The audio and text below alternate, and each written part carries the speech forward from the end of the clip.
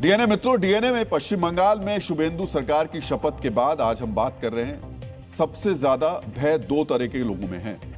Number एक, गुंडे और अपराधी, और नंबर दो, बांग्लादेशी घुसपैठिए और बांग्लादेश के कट्टरपंथी। सत्ता परिवर्तन के बाद बांग्लादेश के कट्टरपंथी बौखलाए हुए हैं। इस बौखलाहट में उनका मानसिक संतुलन बिगड़ गया है। वो बंगाल को भारत से अलग करने का सपना देखने लगे। वो बंगाल के मुस्लिम विधायकों को दिल्ली से लड़ने के लिए भड़का रहे हैं। भारत के खिलाफ युद्ध करने की गीदड़ भभकी दे रहे हैं।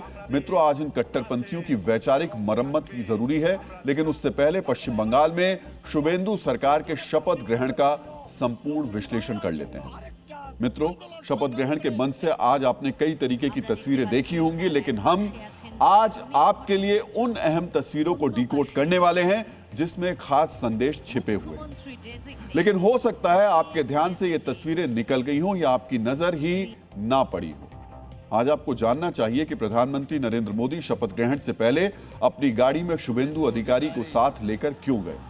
प्रधानमंत्री जब मंच की तरफ बढ़ रहे थे तो उन्होंने शमिक भट्टाचार्य को आगे क्यों बुलाया।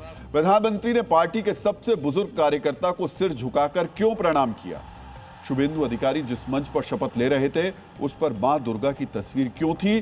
शुभेंदु अधिकारी आज भगवा कुर्ते में क्यों थे। योगी आदित्यनाथ ने शुभेंदु अधिकारी को भगवा गमछा क्यों दिया। पीएम मोदी ने मंच पर बंगाल में बीजेपी के सबसे वरिष्ठ सदस्य माखनलाल जी के सामने सिर क्यों झुकाया। आज आपको बारी बारी से इन तस्वीरों के पीछे छिपे संदेशों को समझना चाहिए। इन तस्वीरों के जरिए प्रधानमंत्री क्या संदेश देना चाहते हैं। क्या ये तस्वीरें आने वाले समय में बंगाल और देश की राजनीति का भविष्य बताती हैं। लेकिन उन तस्वीरों को डिकोड करने से पहले आज की एक और महत्वपूर्ण तस्वीर आपको देखनी चाहिए। मित्रों, आज का दिन बंगाल के इतिहास के लिए एक नई शुरुआत का प्रतीक बन गया। लगभग 30 साल कांग्रेस, 34 साल लेफ्ट और 15 साल टीएमसी की सरकार के बाद आज बंगाल में पहली बार बीजेपी की सरकार बनी। कोलकाता के ऐतिहासिक ब्रिगेड मैदान में 55 साल के शुभेंदु अधिकारी ने बंगाल के मुख्यमंत्री के रूप में शपथ ली। आमी शुभेंदु अधिकारी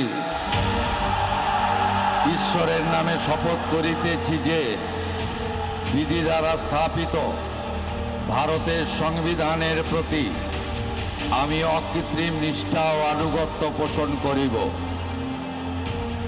आमी भारतेर सार्वभौमत्व और अखंडता रक्षा करिब।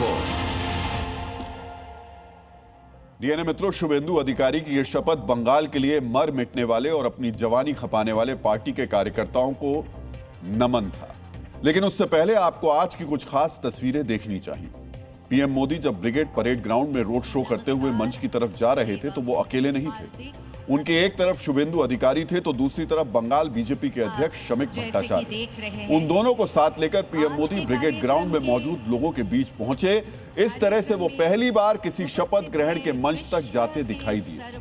मित्रों, बंगाल विजय के बाद शपथ ग्रहण के दौरान जनता के बीच इस तरह दोनों नेताओं के साथ नजर आना राज्य के नेताओं और कार्यकर्ताओं का सम्मान है। यह बता रहा है कि भले ही पीएम मोदी जीत के केंद्र में हो, लेकिन राज्य के नेताओं और कार्यकर्ताओं की भी बड़ी भूमिका है।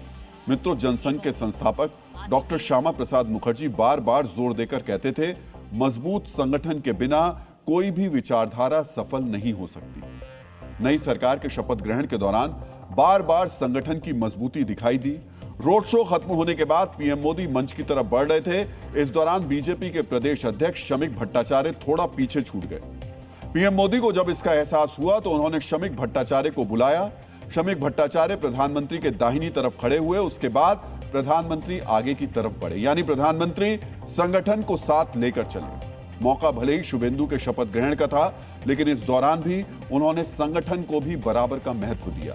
मित्रों, इसमें यह संदेश छिपा था कि संगठन मजबूती का मूल आधार है और प्रधानमंत्री बार बार ये मैसेज दे रहे हैं। बंगाल के नतीजों के बाद प्रधानमंत्री ने 2 बार संगठन की मजबूती के ये संदेश दिए हैं। नतीजों के दिन जब पार्टी मुख्यालय में प्रधानमंत्री ने कार्यकर्ताओं को संबोधित किया, तब भी ये दिखाई दिया। पार्टी की तरफ से पीएम मोदी के स्वागत के लिए माला का इंतजाम किया गया था। बीजेपी अध्यक्ष नितिन नवीन जैसे ही प्रधानमंत्री को माला पहनाने के लिए आगे बढ़े, पीएम ने नितिन नवीन के हाथ से माला लेकर उनको ही पहना दी। नितिन नवीन को भी इसकी उम्मीद नहीं थी, लेकिन पीएम का संदेश साफ था, सत्ता से बड़ा संगठन होता है। मित्रों, दिल्ली में प्रधानमंत्री ने पार्टी के राष्ट्रीय अध्यक्ष को बंगाल विजय का सूत्रधार बताया, वहीं कोलकाता में पार्टी के प्रदेश अध्यक्ष को केंद्र में रखा। इन बातों से पार्टी के एक एक नेता और कार्यकर्ता तक संदेश जाता है, उन्हें संगठन के लिए काम करने की प्रेरणा मिलती है। उन्हें ऐसा नहीं लगता कि सत्ता के आगे संगठन कमजोर पड़ गया है।